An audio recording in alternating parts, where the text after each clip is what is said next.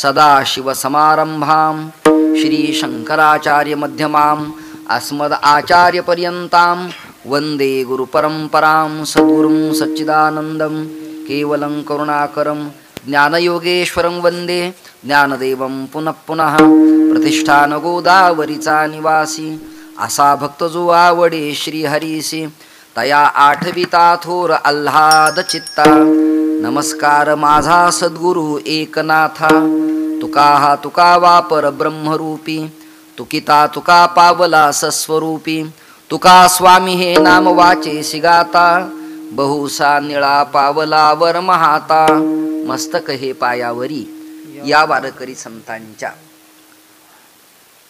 भगवान श्री कृष्णचंद्र परमात्म्याच्या पदस्पर्शानं पुलकित स्वादिष्ट सुगंधित झालेल्या जांबुवंत गडाच्या चरण सानिध्यात वास्तव्य करणारं हे किणगाव नावाचं गाव, स्यमंतक मणी नावाचं प्रकरण श्रीमद भागवत दशमस्कंद आणि त्याचा सागर उत्तरार्ध आपण जीवनामध्ये कधी स्टडी करून अभ्यासला त्या तीर्थक्षेत्राचा महिमा माणसांच्या ध्यानात लक्षात येतो. दुर्दैव असं असतं ज्याच्या गावात गंगा त्याच्या गुडघ्याला सांगा. परिसरातल्या लोकाला, गावातल्या लोकाला महात्मा, सत्पुरुष, देवी देवता, कुलधर्म, कुलाचार, आपला मठ, आपला आश्रम, आपली संस्था या संबंधानं प्रेमवात्सल्यांतकरणात नसतं. बऱ्याच वर्षानंतर मला किणगाव नावाच्या गावी कीर्तन सेवेसाठी येण्याचा योग हरिभक्ती परायण श्री प्रल्हाद महाराज टकले यांनी आळंदीवरून मला हे निमंत्रण दिलं आणि त्या निमंत्रणाचा मान राखत मी इथपर्यंत आलो. 2 टाळकऱ्यांनी निवडलेल्या अभंगाला साजेसी उत्तम चाल गायल्याबद्दल त्यांना मी खूप धन्यवाद देतो. पखावज वादक चांगलेत, स्पीकरचा ध्वनी चांगला आहे, तुमची भावना अत्यंत कोवळी आहे. येताना औक्षण करणं, फुलं वगैरे उधळणं, आपली श्रद्धा येणाऱ्या अतिथीच्या प्रती समर्पित करणं, या सगळ्या गोष्टी जमेच्या आहेत. आज मला एक वेगळी मेजवानी तुम्हाला द्यावी असं वाटलं. काय संत प्रकरणावरती कीर्तनं खूप ऐकायला मिळतात, नाम प्रकरणावरती कीर्तनं खूप ऐकायला मिळतात, उपदेश प्रकरण आणि मागणी प्रकरणावरती कीर्तनकारांची कीर्तनं आपल्याला ऐकायला मिळतात आणि काल्याचं प्रकरण एक कृष्णचरित्राचं ऐकायला मिळतं. वारकरी परंपरेत अशी काही प्रकरणं आहेत की ती गाथेत छापील आहेत, त्या महापुरुषानं लिहिलेत, पण अजूनही जनसामान्यांच्या पर्यंत त्याचा निरोप आला नाही. ही दुर्दैवाची, दुःखाची, खेदाची गोष्ट आहे. उदाहरणार्थ, मल्हारी मार्तंडाच्या संबंधानं कीर्तनात चिंतन होत नाही. पहिलं मिरूचे शिखरी एक योगी निराकारी मुजरा लावणी खेचरी प्राणायामी बैसला, हे भगवान श्री दत्तात्रयांचं चिंतन आपल्यापर्यंत येत नाही. भगवंतानी वामन रूप धारण केलं, परशुराम झाले, हा समग्र इतिहास कीर्तनाच्या माध्यमातून लोकांच्या समोर येत नाही.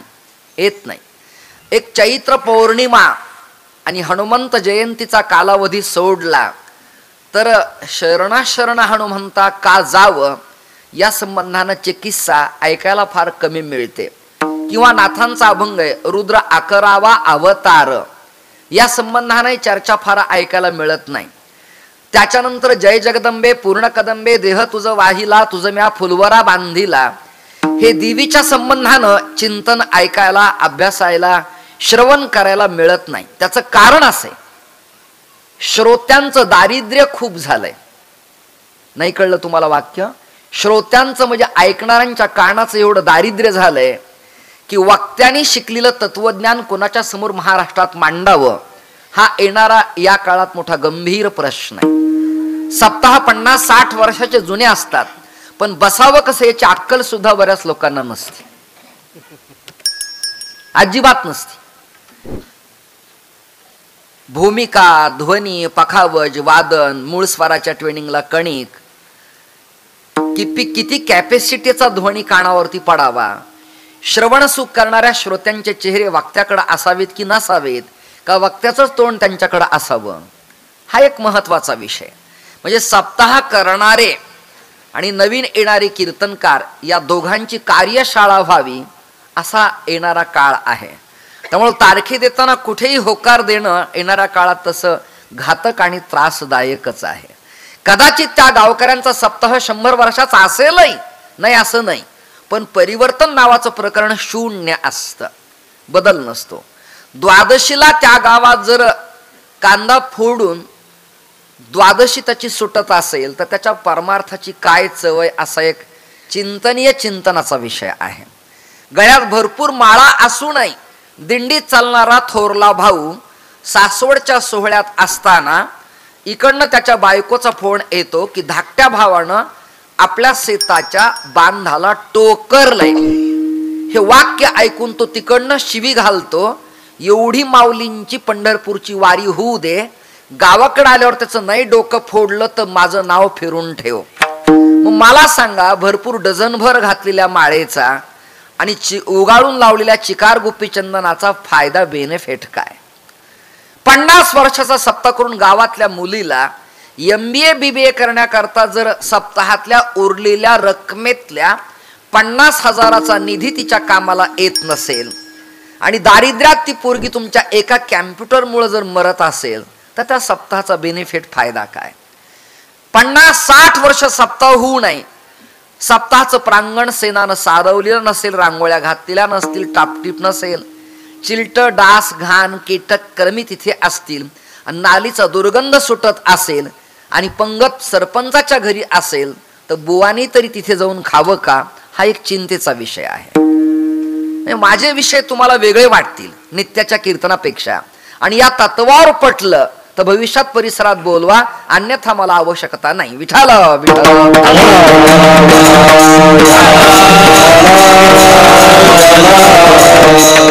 आणि तुम्ही सगळे YouTube वाले, तुमचं मनपूर्वक मी स्वागत करतो, पण तुम्ही एक एक कॅमेरे घेऊन येता रे, ह्या ऐकणाऱ्यांचे चेहरे कुणी टिपायचे? एका YouTube चॅनल वाल्याकडे मिनिमम 2 कॅमेरे अपेक्षित आहेत, एक वक्त्याकडं आणि एक श्रोत्याला ऑब्झर्व करण्यासाठी. किती झोपलेत, किती जागेत, किती स्मितहास्य करतायत, किती लोकांना कंटाळवाणं झालंय, किती लोकांच्या डोक्यावरनं चाललंय, किती लोकांच्या अंतःकरणाला कीर्तनातला विषय परतत्व स्पर्श करतो. या सगळ्या गोष्टी महत्वाच्या आहेत. एकट्या आमची प्रसिद्धी करून काय उपयोगाचं आहे? ज्यांचा खर्च आहे, जे कष्ट घेत आहेत 7 दिवस, त्यांनाही टिपलं पाहिजे ना, त्यांना आनंद वाटतो. म्हणून तुमच्यातला एखादा कॅमेरा माझ्याकडे असावा, आणि एक कॅमेरा जर एकाच YouTube वाल्याचे 2 असतील तर एडिटिंग करून समाजापर्यंत चिंतन जायला पाहिजे आणि लाईव्ह कीर्तन नाही व्हायला पाहिजेत. कधी कधी एखादा आवाज कर्कश कानावरती येतो, मधूनच कुणीतरी उठतो, एखादी माऊली मध्येच बोलती, एखादा स्टेजवर बसलेला म्हातारा जांभई देतो, आणि ही प्रकरणं शूटिंगच्या माध्यमातून समाजापर्यंत जातात आणि त्या प्रश्न उत्तरीला आम्हाला सामोरं जावं लागतं. सप्ताह करते नाही आणि रेकॉर्डिंग करणारे पण नाही. या तत्वावर रेकॉर्डिंग करायची की होणाऱ्या कीर्तनातल्या उलाढालीचं माझं चॅनल जिम्मेदारी स्वीकारित आहे, या तत्वावरती ते चिंतन करावेत, अन्यथा करू नये. उभा भारत आम्हाला फिरायचा आहे, केवळ महाराष्ट्र, केवळ मराठवाडा, केवळ जांभड जालना किंवा छत्रपती संभाजीनगरचा प्रभाग नाही. सवंग भारतवर्षात तत्वचिंतनाच्या भूमिका मांडायच्या. आणि माझ्यावरती शंकराचार्यांच्या परंपरेचा धर्मदंड असल्यामुळं आणि आचार्यांच्या चरणपादुका असल्यामुळं आणि या वस्त्राला कुठेही काळिंबा लागू नये म्हणून सातत्यानं मला काटेकोरपणानं पालन पोषण करावं लागतं. याची सूचना आपण सगळ्यांनी बाळगावी अशी भावना व्यक्त करतो. 2 चोपदारांना खूप धन्यवाद देतो. मला आल्या आल्या ह्या नवीन पोराची ओळख झाली अचानकच. मी पोरग का म्हणालो? माझ्यापेक्षा सिनियरिटीने लहान आहेत म्हणून, एक वयानं अजून तरुण आहेत म्हणून, चिकित्सक होत करूया, दिसायला गोरगोमटय देखण आहे, अशा पोरांना तारुण्यात भीती असते. भयंकर काळ विदारक अशा प्रकाराचा आहे. राजकारणात आणि धर्मकारणात एक ठराविक वय ओलांडलं की माणूस छान होतो.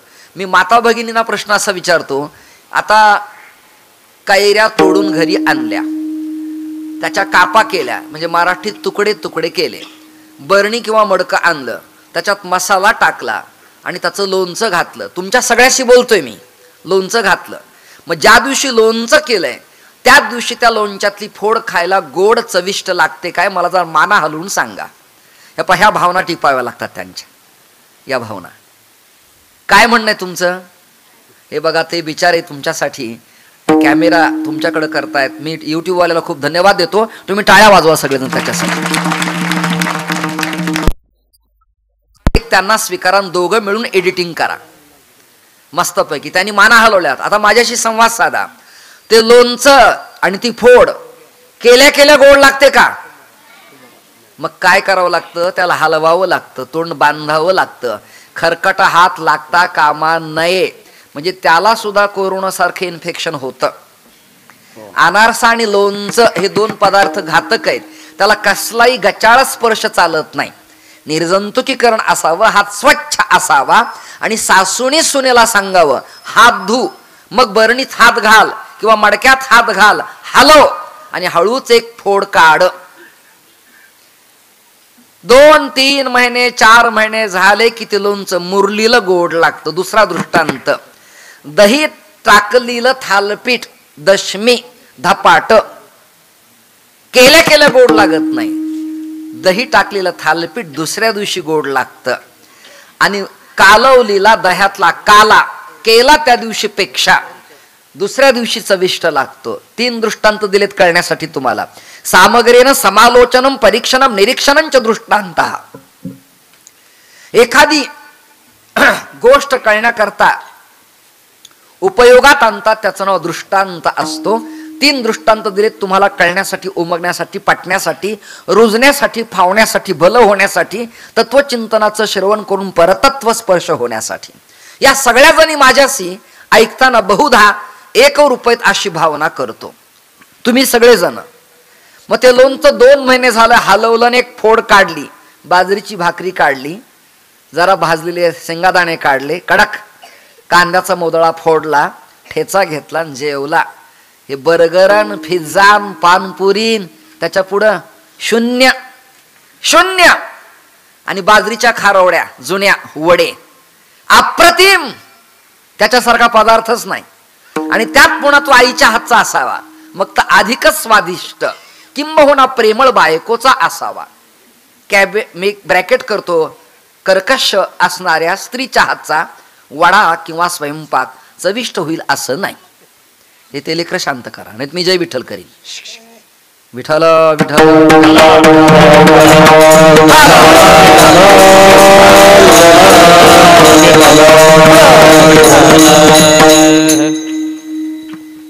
मुरावं लागतं. तसं वादक, गायक, वक्ता, विद्वान, प्रवक्ता आणि नेता मुरला की गोड लागतो. हे लेकरू अजून मुरायचे, त्याची साधना खूप चांगली आहे. त्यांनी आपलं नाव गणेशानंद महामुनी ऐसा किया है. नैष्टिक ब्रह्मचर्य स्वीकारताना नाव बदलल्या जातात आणि संन्यास घेताना गाव, नाव, कुळ, गोत्र आणि आडनाव बदलल्या जातं. फॉर एक्झाम्पल मी जुना अमृत अनंत जोशी, परिचित लोकांना अमृत महाराज, पण संन्यासानंतर माझं नामकरण अमृत आश्रम स्वामी असं करण्यात आलं. ज्यांचं अज्ञान आहे ते बुवा लोक मला विचारतात कुठे आश्रम. आश्रम म्हणजे जागा नसून, आश्रम म्हणजे क्षेत्र नसून, आश्रम म्हणजे 50 बाय 60चा प्लॉट नसून, आश्रम म्हणजे 3 एकरची जागा नसून, आश्रम ही उपाधी आहे, आडनाव आहे, सरनेम आहे, जोगपट्ट आहे. म्हणून तुम्हाला न ऐकलं देणार आहे मी 100%. म्हणजे युवक आणि युवती जे चांगले चिंतन करणारी वेल एज्युकेटेड लोक आहेत त्यांना माझी वैचारिकता आवडेल असं अपेक्षा आहे. विठाल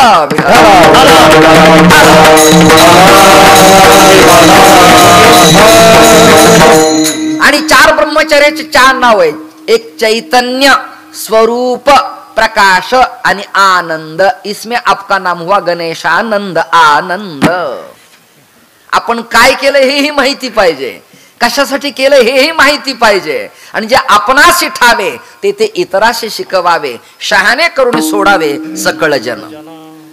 काहीतरी पेटल्याचा वास येतोय.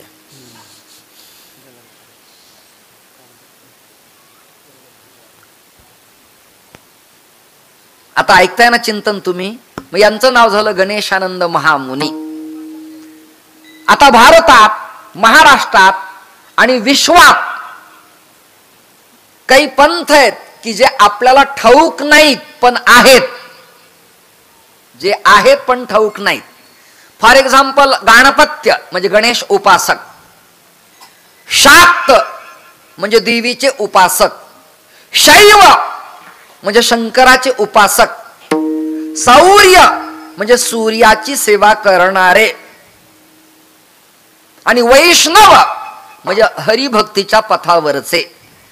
ऐका ना, हरिभक्त परायण शब्द नाहीये, चुकीचा आहे तो. हरिभक्ती परायण असा शब्द येतो. बुवाई खुश होतात आणि गावकरी लिहितात, जुना सप्ताह असतो हरिभक्त परायण. काही तर प पू गु काढतात, काहीही लिहितात. एकाने मला विचारलं पत्रिकेत नाव काय छापायचं. मी त्याला म्हणालो, तूर्त वैकुंठवासी लिहू नको, एवढी कृपा कर. ऐकता ना तुम्ही सगळेजण, असे मस्त प्रसन्न दिसत नाहीत. विठ्ठल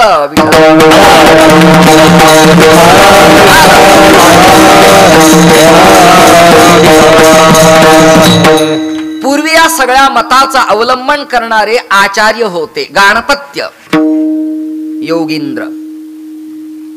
गाणपत्य ठिकाण गणेशाच्या अष्टविनायकापैकी मोरगाव.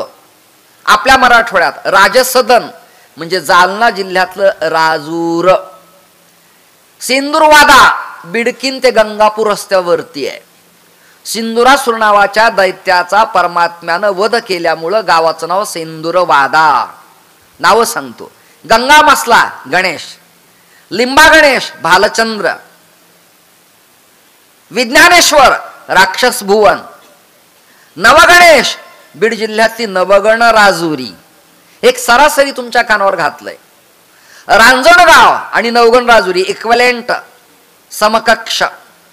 कोठे रांजणगावीची, कोठे नवगणाची नोहे, असं वर्णन गणेश विजय नावाच्या ग्रंथात योगींद्र महाराजांनी गाणपत्य परंपरेत लालसऱ्यांनी लिहून ठेवलं.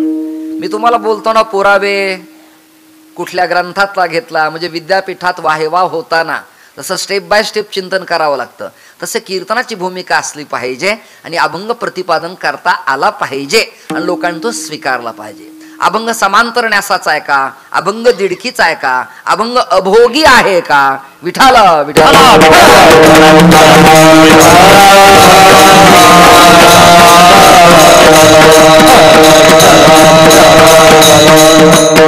आद्य शंकराचार्यांनी सगळ्या देवावरती अष्टक लिहिले. काशिका पुराधिनाथ काल भैरवम भजे, कालभैरवाच्या बाबतीत.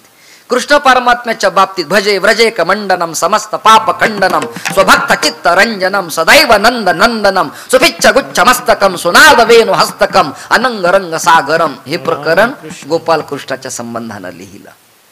गणपती बद्दल काय लिहिलं. मुदा करात मोदकम सदा विमुक्ती साधकम. हे चिंतन लिहिलेलं. गलत दान गंडम लिहिलं. भृंगखंडम चला चारुषुंडम जगत्रोणुषुंडम लसद्दंतकांडम विपदभंगचंडम शिवप्रेमपिंडम भजे वक्रतुंडम. हे गणपती बद्दल लिहिलं. पांडुरंगाबद्दल महायोग पीठे तटे भीमरथ्याम वरम पुंडरीकाय दातुम मुनींद्रैहि हे वर्णन लिहिलं. पुढे खूप चिकार सांगता येईल. देवी बद्दल लिहिलं. न मंत्रम नो यंत्रम तदपि च न जाने स्तुती कथा न चाह्वानम ध्यानम असं लिहिलं प्रकरण. हे सांगत बसलो तर माझ्यासारख्या पागल माणसाला एकाच अभंगाला मिनिमम 7 दिवस लागतील. विठ्ठल विठ्ठल.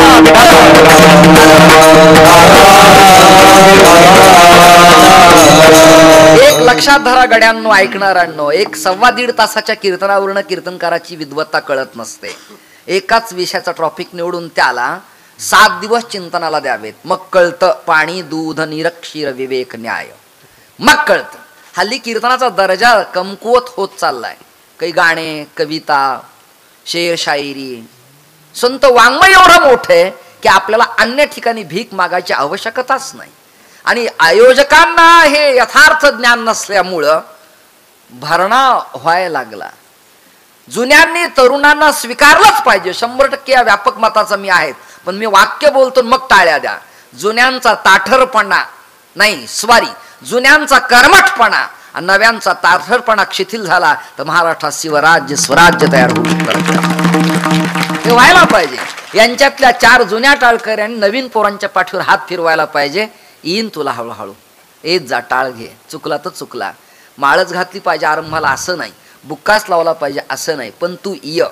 अन्य धर्मात आजान करायला, नमाज करायला, परवरदिगा खुदा अल्लाहची प्रार्थना करायला ते घेऊन जातात. गॅरेजवरच्या मेकॅनिकल पासून तर त्यांच्यातल्या उच्च एज्युकेटेड पोरापर्यंत सगळेजण धर्माचं शिक्षण घेतात. आपल्याकडे वार्षिक सप्ताहाचे 7 दिवस सोडले तर धर्म शिक्षणाचा अभाव आहे हे तुम्हाला माना हलून कबूल करावं लागणार आहे. अभाव आहे आपल्याकडं. शपथ घेऊन सांगा, हे 7 दिवस जर गेले तर आपण वर्षातून एकदा तरी सामूहिक प्रार्थनेला गावातल्या मंदिरात एकत्र येतो काय? त्याचं उत्तर आहे नाही. नाही.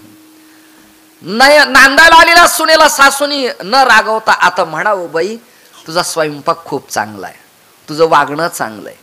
कालांतरानं थकल्यावर त्या सासूला ती सुनबाई आई या शब्दानं आर्द्रव भावानं आवाज देते आणि जवळ जाऊन पायाला तेल लावते. हे करावं लागणार आहे. चोपदारांना म्हणावं लागेल, तुमची सेवा खूप चांगली आहे. कारण चोपदार हे पद सामान्य नाही. काही बुवा कधी कधी त्याची विकेट घेतात, हे बरं नाही. ऐका ना, चोपदार हे दत्त स्वरूप आहेत. दत्त चोपदारी करीत असे. नाथरायांच्या दरबारात भगवान दत्तात्रेय स्वरूप आहेत. तुम्ही या सेवेला कमी मानूच नका. तुम्ही दत्त स्वरूप आहेत. तुम्ही अत्यंत मोठ्या पदावर आहेत. तुम्ही धर्मसंरक्षक कवच तुमच्या हातात आहे. तुमच्याकडे भाला बरचा पूर्वी असायचा, आता चोप हातात आलेला आहे. आणि प्रॅक्टिकली तो कोणाला मारावा असा काळ राहिलेला नाही. नाठाळाच्या माथ्यावरती काठी मारावी असा अभंग असला तरी पिनारा आपल्या अंगावर धावला तर आपल्याला सहन करावं लागतं. पण माळीवाला जर पिनाराला बोलला तर गावकरी म्हणतात त्याला कळत नाही, पण तुम्हाला तरी कळायला पाहिजे निदान. असा काळ आहे. म्हणून यद्यपि सिद्धम लोकविरुद्धम ना करणीयम ना चरणीयम. काही गोष्टी खऱ्या असल्या तरी लोकांना रुजत नसल्या, पटत नसल्या, कळत नसल्या, फावत नसल्या तर सांगू नयेत. सांगू नयेत. मग काय करावं? हळूहळू हळू डहाळे डहाळे ज्ञानोबऱ्यांची उभी आहे. बस हळूहळू जवळ घ्यावं. वाह मस्त वाजवलं, छानच. तुमचा ध्वनी चांगला आहे. तुमचा ध्वनी चांगला आहे. फक्त वरचं कमी करा, आत आवाज द्या. त्यांनी ऐकलं हो. ऐकलं ना तुम्ही? माझ्याकडे बघा ना प्लीज, बघा.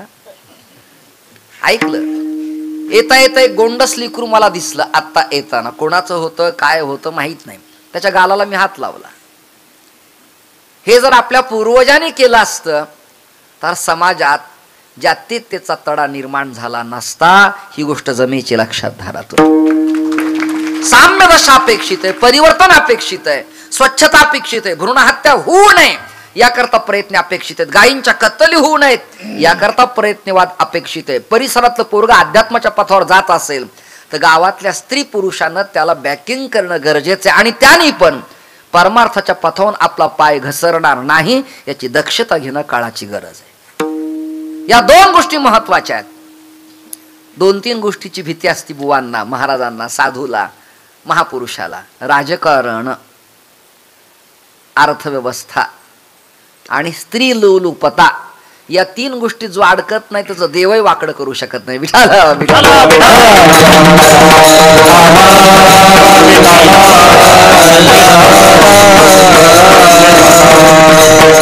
वारकरी संप्रदायाचं तत्व एक धरीला चित्ती आम्ही रखुमाईचा पती.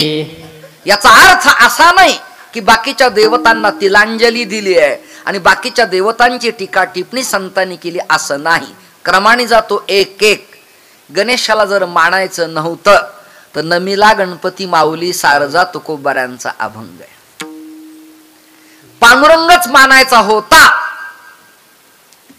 तर रंगा येईओ ए असं स्मरण जगदंबेचं केलं नसतं, भगवतीला प्रार्थना केली नसती. पांडुरंगाखेरीज अन्य देव मानणारे नव्हते तर अहम वाघ्या सोहम वाघ्या प्रेमनगरा वारी सावधोनी भजनी लागा देव करा कैवारी हे मल्हारी मार्तंडाचं चिंतन लिहिलंच नसतं. एकधरीला चित्ती या सूत्रावर जर आपण सगळेजण असतो तर शिवभोळा चक्रवर्ती त्याचे पाय माझे चित्ती हे प्रकरण आलं नसतं.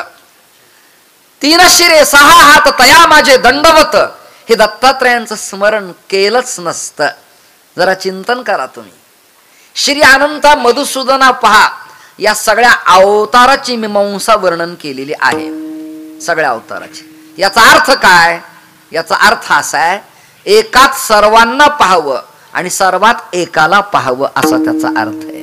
एकात सर्वांना पाहावं आणि सर्वात एकाला पाहावं.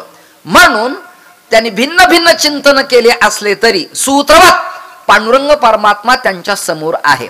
पांडुरंगच गणपती आहे, पांडुरंगच मल्हारी मार्तंड आहे, पांडुरंगच दत्तात्रय आहे, पांडुरंग जगदंबा आहे, पांडुरंग सूर्य आहे, पांडुरंग चंद्रमा आहे. सगळं काही तू आहेस. त्वं ब्रह्मास्त्वं विष्णुस्त्वं रुद्रस्त्वं इंद्रस्त्वं अग्निस्त्वं वायुस्त्वं सूर्यस्त्वं चंद्रमास्त्वं ब्रह्मभूर्भुवस्वरो. संपूर्ण जगत तूच आहेस. तुका म्हणे पाही आणि विठ्ठल गणपती दुजा नाही. दोन्ही देवता एकच आहेत. त्यामुळं आपल्या मनातले छोटे मोठे कलह आणि भेद आहेत ते मला वाटतं माझ्या आजच्या कीर्तनाच्या श्रवणानं तुम्ही बाजूला ठेवाल अशी अपेक्षा करायला हरकत नाही. आम्ही काही कीर्तनाची तारीख घेताना कोर्टात असं ॲफिड्यूट करून देत नाहीत की या रकमेमध्ये या अभंगावर तुमचे मी कल्याण करीलच, असं काही नाही. जगद्गुरु तुकोबाराय वैकुंठ गमन करताना काही लोक म्हणाले आमचं कसं. महाराज म्हणाले कर्मधर्म तुम्हा असावे कल्याण. मराठी सांगू, जैसे ज्याचे कर्म तैसे फळ देतो ईश्वर. तुम्ही जसे कराल तसं भराल. विठाल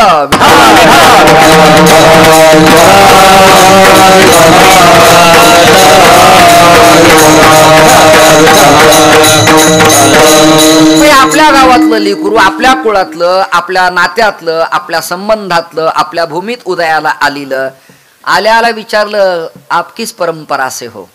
मला नाद आहे त्या गावी गेल्यावर विचारण्याचा. त्याने सांगितलं गाणपत्य. गाणपत्य म्हटलं की मला कॅम्प्युटर फाईल ओपन व्हायला वेळ लागला नाही. मी लगेच म्हणलं लालसरे मोरगाव अष्टविनायकापैकी योगींद्र महाराज. ते म्हणले हो करेक्ट बिनचूक. अंकुशधारी महाराज त्याच कुळातले. माझं पूर्व कुळ हे गाणपत्यच. बीड जिल्ह्यात नवगण राजुरी नावाचं गाव आहे. गणेशा अंगणी होता आमूचा मठ. पण पुढचा रेकॉर्ड असा आहे, कर्जामध्ये लूट झाली त्याची. मोठा यज्ञ केला, ब्राह्मण भोजन, संत पूजन, वाण्याकडनं कर्ज घेतलं, संपत्ती समाप्त झाली आणि मठच विकावा लागला. दारिद्र्य आलं. पुढे मी करता धरता झालो आणि सर्वत्र धर्म प्रचाराचा ध्वज खांद्यावरती घेऊन आसितो हिमालयापर्यंत आपल्या संप्रदायाच्या अंगानं भारतीय तत्वज्ञानाचं रसस्वादन आणि महाराष्ट्र सारस्वतांना आवडणाऱ्या चिंतनाच्या भूमिका लोकांच्या पर्यंत अभंगाच्या माध्यमात मी वाटत राहिलो. विठाल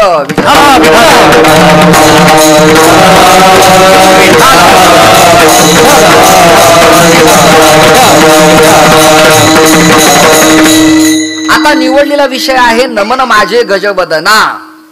नाथरायांच्या गाथेतला अभंग आहे. आता प्रकाशित नाही, जुन्या बाडातला अभंग आहे.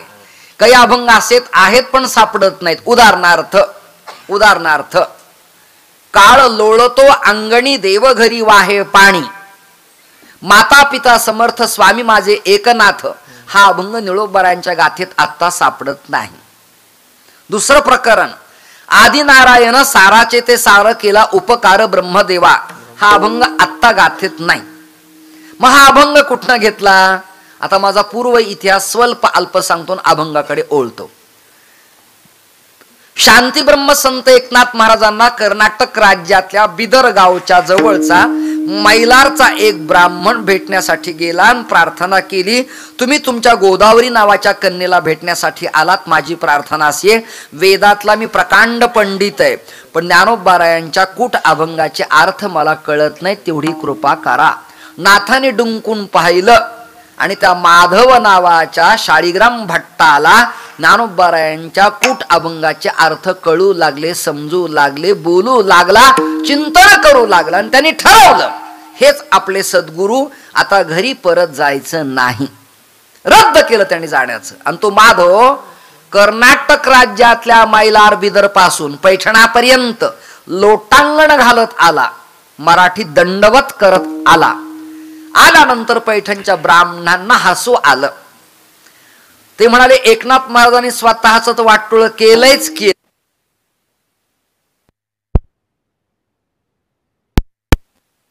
काय पाया पडतो. एकनाथ महाराज त्यांच्या वाड्यात गेले आणि हा ब्राह्मण गोदावरीच्या काठावर उभा राहिल्यानंतर ते ब्राह्मण हसायला लागले. का रे कोणाच्या पाया पडतो. म्हणजे हो. कोणी सांगितलं. माझे गुरु म्हणाले सगळीकडे ब्रह्म व्यापक आहे. बर मग गाढव मेल आहे वाळवंटात, त्याच्या पाया पड.